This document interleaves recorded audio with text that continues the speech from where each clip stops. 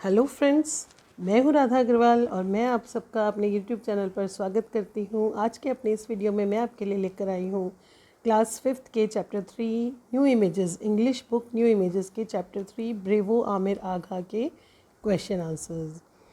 तो जैसा कि आप सब लोग जानते हैं कि मैं एक्सप्लेनेशन वीडियो पहले से ही अपलोड कर चुकी हूँ और काफ़ी ज़्यादा जब मेरे पास उसमें मैसेजेस आए कि मैं क्वेश्चन आंसर्स भी अपलोड करूं, तो उसके बाद मैंने चैप्टर्स के क्वेश्चन आंसर्स अपलोड करना स्टार्ट किया है। आपको डिस्क्रिप्शन बॉक्स में इस चैप्टर का लिंक भी मिल जाएगा, ब्रेवो आमिर आगा के एक्सप्लेनेशन का, और एक प्लेलिस्ट लिंक भी है जिसमें पूरी क्लास 5th की प्लेलिस्ट है। उसमें आपको सभी चैप्टर्स के एक्सप्लेनेशन और कुछ क्वेश्चन आंसर्स वीडियो मिल जाएंगे। अगर आप मेरे वीडियो लगातार देख रहे हैं या चैनल पर पहली बार आए हैं और अभी तक चैनल को आपने सब्सक्राइब नहीं किया है तो प्लीज़ मेरे चैनल को सब्सक्राइब करिए और बेल आइकन दबा दीजिए ताकि जैसे ही मैं अगला वीडियो अपलोड करूँगी आपको तुरंत से नोटिफिकेशन मिल जाए और तुरंत से आप अपने चैप्टर प्रिपेयर कर पाएँ। तो आइए शुरू करते हैं इस चैप्टर्स के क्वेश्चन आंसर।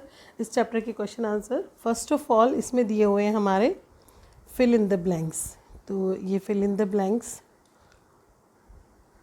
मैं एक्सप्लेन भी आपको करती जाऊंगी कि क्या लिखा है और हमने ये आंसर क्यों लिखा है। The biggest prize of all was still dash. The answer is flying. जो ऑरेंज वर्ड्स में लिखे हैं, अंडरलाइंड है, वो हमारे ब्लैंक्स हैं। The biggest prize of all was still flying. जो सबसे बड़ा प्राइज़ था वो अभी भी उड़ रहा था, मीन्स वो जो उड़ती हुई पतंगे थी उन्हीं में से कोई एक बिगेस्ट प्राइज़ होने वाला था। एंड वैसे ये फिल इन द ब्लैंक्स में आपको ज़्यादा दिक्कत नहीं आएगी क्योंकि चैप्टर्स में एज इट इज़ ये लाइन्स उठा कर दी हुई हैं। The number of kinds dwindled from dash to a dozen.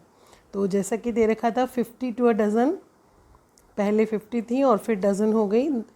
Next is the old dash was Hassan's favourite trick.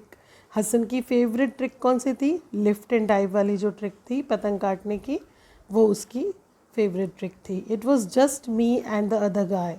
Who was the other guy? जब लास्ट में 2 जने बचे थे पूरे कॉम्पिटिशन में तो कौन थे? एक तो आमिर और दूसरा वो ब्लू काइट वाला जो एक और पर्सन था, वो the blue kite. Hassan was screaming and his arm was dash around my neck. Chapter के लास्ट में जो लाइन्स दी हुई हैं, wrapped around my neck is the answer. So now we come to A2. Answer these questions. ये 5 questions हैं जिनके हमें answers देने हैं। आई होप आपकी बुक में भी ये सेम क्वेश्चंस ही होंगे। What were the kite runners doing? Our first question is what were the kite runners doing? जो काइट रनर्स थे वो क्या कर रहे थे?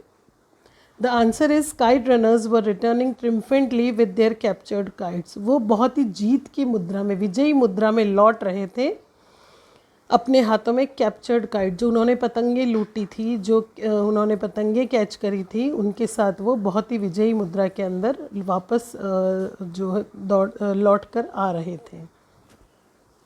Then our second question is how did Amir feel by 3 o'clock in the afternoon? दोपहर को जब 3 बज गई थी सुबह से पतंग उड़ाते उड़ाते, तो उसके बाद आमिर कैसा फील कर रहा था? Amir's legs were ached and his neck, NECK है यहाँ पर, प्लीज़ थोड़ा सा करेक्शन आप कर लीजिए। And his neck NECK was stiff by 3 o'clock in the afternoon but hope was growing in his heart. उसके पैर दुखने लगे थे आमिर के, उसकी जो गर्दन है, जो नेक है, वो स्टिफ, यानी जब आप पतंग उड़ाते हैं आपको आसमान में देखना होता है, तो उसकी नेक जो है वो स्टिफ हो गई थी, अकड़ सी गई थी 3 o'clock तक। लेकिन जो आशा थी, उम्मीद जो थी जीतने की, वो उसके दिल में बढ़ती जा रही थी, हर पल बढ़ ही रही थी, कम नहीं हो रही थी। उसको थकान ज़रूर थी लेकिन वो और खेलना चाहता था, वो जीतना चाहता था। Then third question is how did the people enjoy themselves? लोग खुद ही कैसे एंजॉय कर रहे थे अपने आप में? So people were enjoying themselves by stomping their feet, clapping, whistling and chanting cut him cut him. People जो है एंजॉय कर रहे थे खुद ही अपने पाँवों को पटक के। जैसे हम कभी बहुत एंजॉय करते हैं तो पैर चलाते ना हम, तो वो पाँवों को पटक के, क्लैपिंग, तालियां बजा के, सीटियां बजा के, और कट हिम ऐसा चैंटिंग करके, चिल्ला चिल्ला के लोग कह रहे थे काट दो काट दो। तो इस तरह से लोग भी खुद ही एंजॉय कर रहे थे। How did Aamir think God would help him? Aamir ने क्या सोचा था कि गॉड उसको कैसे हेल्प करेंगे या कैसे हेल्प करने चाहिए थे, या वो कैसी हेल्प चाहता था गॉड से। Amir thought that God would guide the winds and he would let them blow to help him win. वैसे इसका काफ़ी लॉन्ग आंसर हो सकता था, बट जैसा कि मैं आपको हमेशा शॉर्ट एंड स्वीट आंसर ही देती हूँ ताकि आपको लर्न करने में, समझने में, हर चीज़ में आसानी रहे। तो आमिर जो है वो ये सोच रहा था कि जो गॉड हैं, जो भगवान हैं, वो हवाओं को गाइड करेंगे। God can control everything, no. तो इसीलिए उसे लगा था कि भगवान जो है वो इन हवाओं को गाइड करेंगे और उनको कहेंगे कि वो, और उनको इस तरह से चलाएंगे, वो उनको उस डायरेक्शन में ब्लो करेंगे जो कि आमिर के लिए हेल्पफुल हो। काइट फ्लाइंग में हवाओं का एक बहुत इंपॉर्टेंट रोल होता है ना।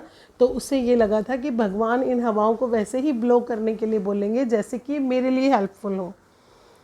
Then our fifth question is how did he finally cut the blue kite. Finally उसने ब्लू काइट कैसे काटी। अब चैप्टर में तो ये बहुत लंबा है बेटा, इसका आंसर कम से कम 8 to 10 लाइन्स का हो सकता था, लेकिन मैंने बहुत ही शॉर्ट में लिखा है कि the wind lifted Amir's kite, he fed the string, pulled up, looped it on top of the blue kite, loosened the grip on the string and finally cut the blue kite. जो हवा थी उसने आमिर की kite को ऊपर उठा दिया था, उसने स्ट्रिंग को फेड कर दिया था, देन उसने उसको पुल किया, ऊपर उठाया, उसको लूप बनाया ब्लू काइट के ऊपर, और फिर उसकी ग्रिप जो है अपने हाथों से, उस जो पकड़ थी उसको लूज़ कर दिया और उस स्ट्रिंग के ऊपर जो पतंग का धागा उसने पकड़ रखा था, और इस तरह से फाइनली उसने ब्लू काइट को काट दिया था। अगर आपको ये अच्छे से समझना है लूप और ये सब बहुत अच्छे से, तो आप चैप्टर एक्सप्लेनेशन में जाकर देख सकते हैं, उसमें मैंने बहुत ही अच्छे से सब कुछ एक्सप्लेन किया हुआ है। बट यहाँ पर हमने शॉर्टेस्ट एंड स्वीट आंसर लिखा है, इसमें पूरी चीज़ भी आ गई और लैंग्वेज भी मैंने ईजीएस्ट बनाने की कोशिश की है। तो चलिए अब चलते हैं थिंक एंड आंसर्स पे। थिंक एंड आंसर्स स्टूडेंट्स के लिए होते हैं। थिंक एंड आंसर, आपको खुद अपनी इमेजिनेशन से आंसर देना होता है। अगर आप टीचर हैं और ये वीडियो देख रहे हैं तो प्लीज़ स्टूडेंट्स से आप ये कलेक्ट कीजिए आंसर्स, और उसके बाद जो भी आपको करेक्ट आंसर लगते हैं या रैंडमली जो भी आपको सबसे ज़्यादा सही लगते हैं, उन आंसर्स को आप ग्रामेटिकली जो मिस्टेक्स बच्चे करते हैं वो निकाल के आप उन्हें 1 या 2 या 3 कोई सैम्पल आंसर्स दे सकते हैं। यहाँ पर मैं भी आपको एक एक सैम्पल आंसर ज़रूर प्रोवाइड कराऊंगी, लेकिन बेटर कि आप बच्चों से खुद ही उनके ये आंसर्स कलेक्ट करें। So our first question is why was it so important for Amir to win the tournament. Amir के लिए इस टूर्नामेंट को विन करना बहुत इम्पॉर्टेंट क्यों था। तो देखिए, जैसा कि हमने चैप्टर में पढ़ा था कि वो ऐसा फील करता था कि मेरी तरफ कोई ध्यान नहीं देता है ना, मेरी कोई बात ध्यान से सुनता नहीं है। He was feeling unnoticed, you know, और वो अटेंशन सीख करना चाह रहा था, है ना। तो उसे लगता था कि जब मैं टूर्नामेंट विन कर जाऊंगा, जब मैं जीत जाऊंगा, तो लोग मुझे नोटिस करने लगेंगे।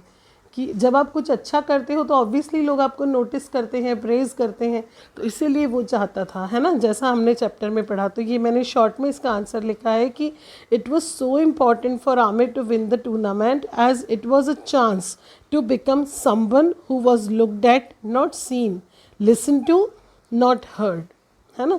ये बहुत इम्पॉर्टेंट था आमिर के लिए टूर्नामेंट को विन करना, क्योंकि ये एक चांस था उसका कि वो कोई ऐसा बने जिसे सिर्फ, देखो, सी और लुक में फ़र्क होता है। सी वो जो हमें ऑब्वियसली दिखाई देता है, जैसे हम अगर हमारे सामने कोई बुक है और हम उसे देख रहे हैं तो हमें उसके पीछे की भी सारी चीज़ें नज़र आती है, लेकिन हमारा फोकस बुक पे होता है ना। ऐसे ही हर्ड मीन्स जो कुछ भी हमारे कानों में जा रहा है, that all we are hearing, but listening means हमारा ध्यान किस तरफ है। यानी जब आप टीवी देख रहे होते हो या आप मोबाइल पे कोई अपना गेम खेल रहे होते हो तो आपको आवाज़ें सारी आती है, लेकिन कई बार आप नोटिस ही नहीं करते हो, है ना, because you are focused on that voice of mobile.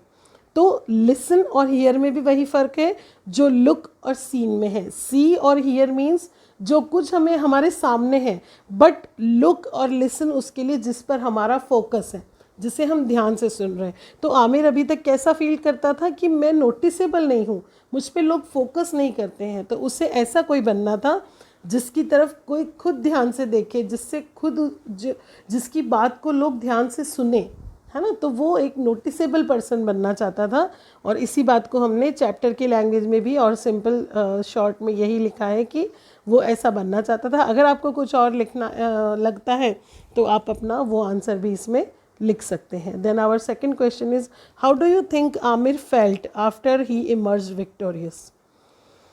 हमारा जो चैप्टर है वो बस यहाँ ख़त्म हो जाता है कि जो हसन की जो आर्म्स थी वो उसकी आमिर की नेक के चारों तरफ रैप हुई हुई थी और वो बोल रहा था ब्रेवो आमिर आगा, तुम जीत गए हो। लेकिन उसके बाद आमिर का कोई रिएक्शन हमें चैप्टर में नहीं बताया गया है। तब ये आपको थिंक करके बताना है कि आपको क्या लगता है आमिर को कैसा फील हुआ होगा जब उसने विक्ट्री इमर्ज करी थी, जब उसने जीत हासिल करी थी। तो बेटा सेम वैसा ही लगेगा जैसा आप लोगों को लगता होगा, है ना। जब भी आप किसी टूर्नामेंट में जीतते हो या एग्ज़ाम में फर्स्ट आते हो या कंपटीशन में फर्स्ट सेकंड थर्ड कुछ भी आते हो तो आपको कैसा लगता है, ऐसा ही उसे भी लगा होगा। So I have written, I think Amir gained attention as he wanted. उसे लगा होगा कि अब मैं जो अटेंशन पाना चाहता था वो मुझे मिल जाएगी। And so he felt extremely happy and proud after his victory. और इसीलिए उसे अपनी इस जीत के बाद बहुत ज़्यादा प्राउड और बहुत ही ज़्यादा, एक्सट्रीमली मतलब हद से ज़्यादा उसको हैप्पीनेस, वो खुश हुआ होगा और उसको बहुत ही अपने ऊपर अभिमान हुआ होगा, वो बहुत अपने आप पे प्राउड फील कर रहा होगा। तो ये थे मेरे आंसर्स। आपको वीडियो अच्छा लगा हो तो लाइक एंड शेयर ज़रूर करें और मेरे चैनल को ज़रूर सब्सक्राइब